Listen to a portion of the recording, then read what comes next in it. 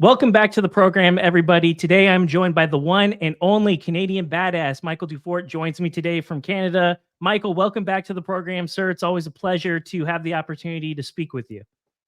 Always a pleasure to be on the program. So good. We had good thing to do to talk about today. So I'm happy to be here. Well, appreciate it. I know things are crazy right now because of your upcoming bout. But before we talk about your upcoming bout, I want to talk about one that just happened not that long ago. Cage Titan 61. You become the new champion. You tap out Joe Giannetti. We had you on the program. We talked about this fight, and you told me, I'm going to finish this guy just how I did Pena and all the other guys before him. And once again, here you are delivering, Mystic Michael. You're looking fantastic.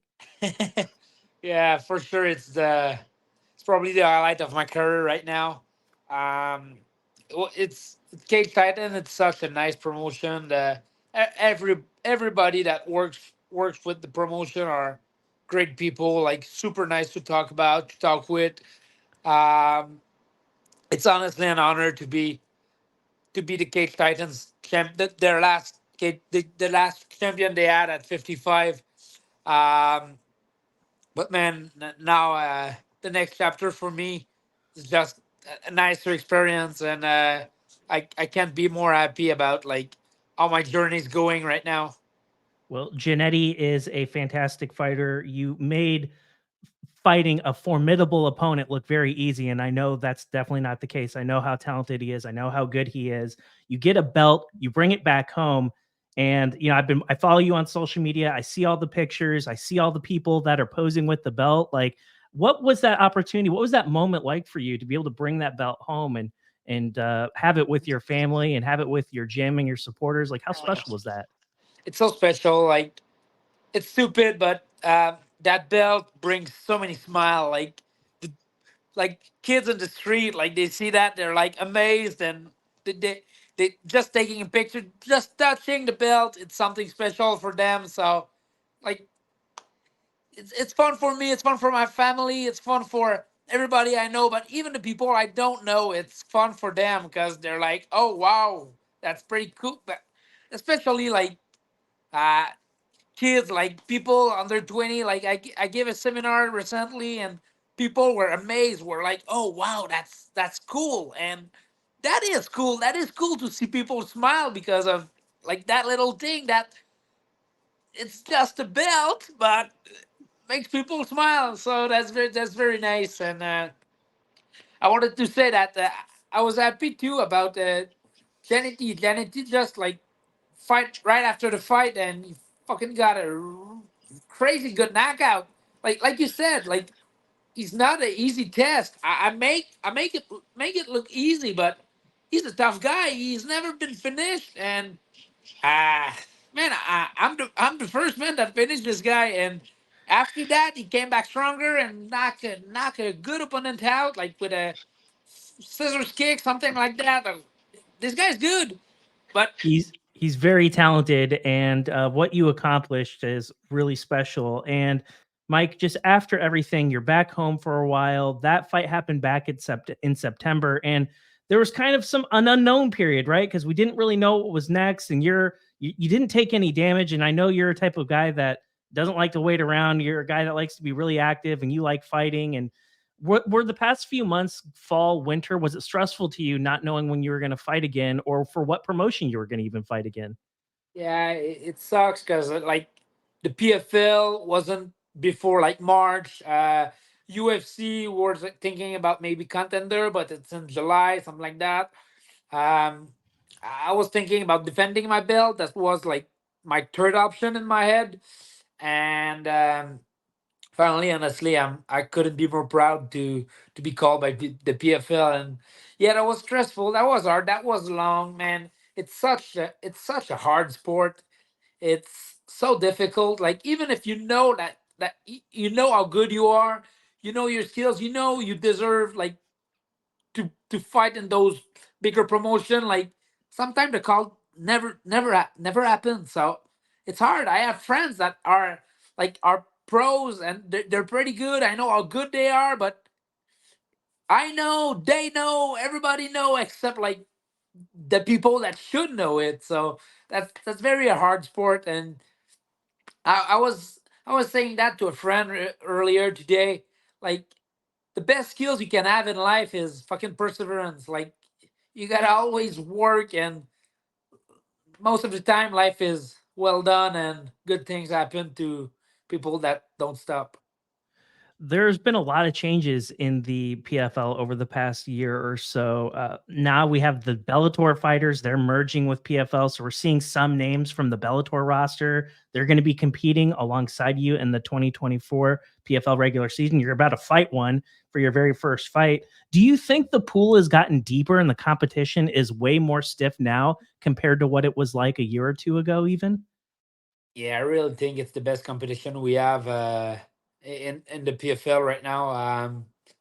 I honestly, I don't think nobody can say it's not the best. Like the best 12 fighter they put. Like if it's not about like my good friend Olivier that is retired, like PFL put 12 guys, 12 good fighters, and the level is at the highest it ever been. And I'm looking at some of these guys. Burnell, he's very good. Clay Collard, very good. Adam Piccolotti, Elvin Espinosa, Solomon Renfro, Pitbull, all of these guys. Are you excited to like fight these guys? Is there like a guy out of this bunch that you look at and you're like, man, I hope I can fight this guy, whether it be in the playoffs or in the regular season? This is a guy I'm interested in fighting.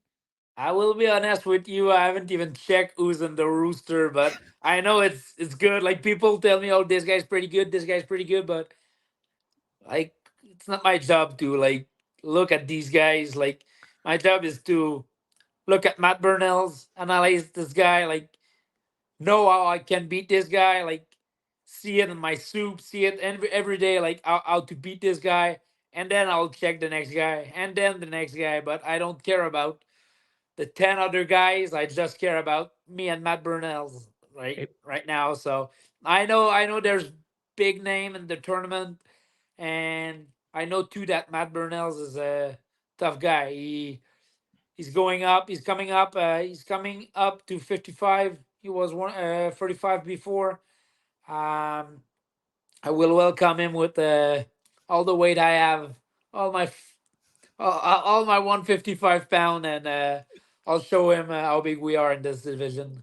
Well, I look at him and then I look at you and I see a lot of similarities. I see a guy who's roughly the same body type as you, strong guy, powerful guy, real muscular guy. I also know about a guy that has a lot of great grappling talent, and so do you. And you both choke people out. That's how you guys win. Do you have to approach a guy like this maybe a little bit differently? Like, does he remind you of Olivier in certain respects?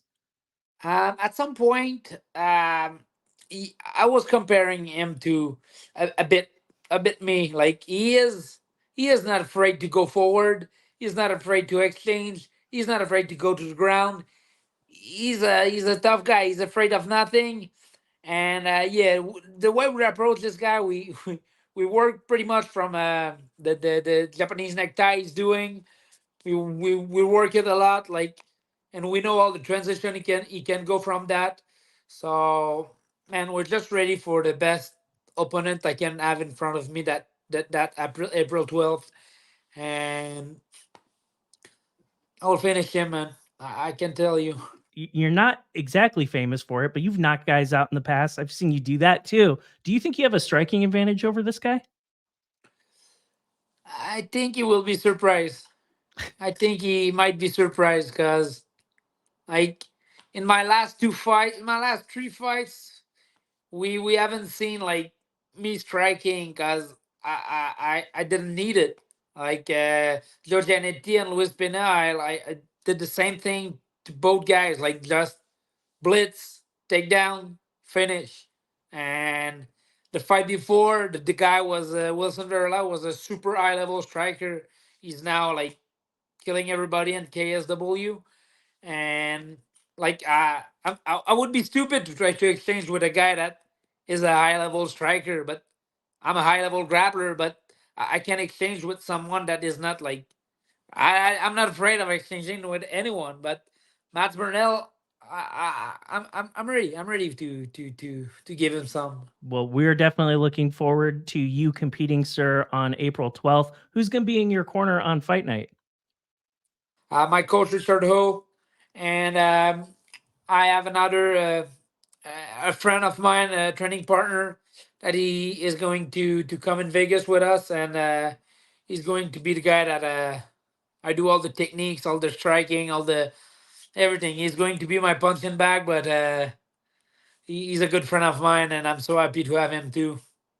How excited are you, like, when you like this is a big card and like you look at the names that are on this card, like it's a big venue, it's on ESPN, the entire world is going to be watching. Like I know like you're used to the spotlight and I know you're no stranger to it, but also in the same on that same tone, like this is like an opportunity for you to like show the world kind of who you are and like what you're all about. And like, does that excite you maybe even more? Because this is arguably the biggest fight of your career.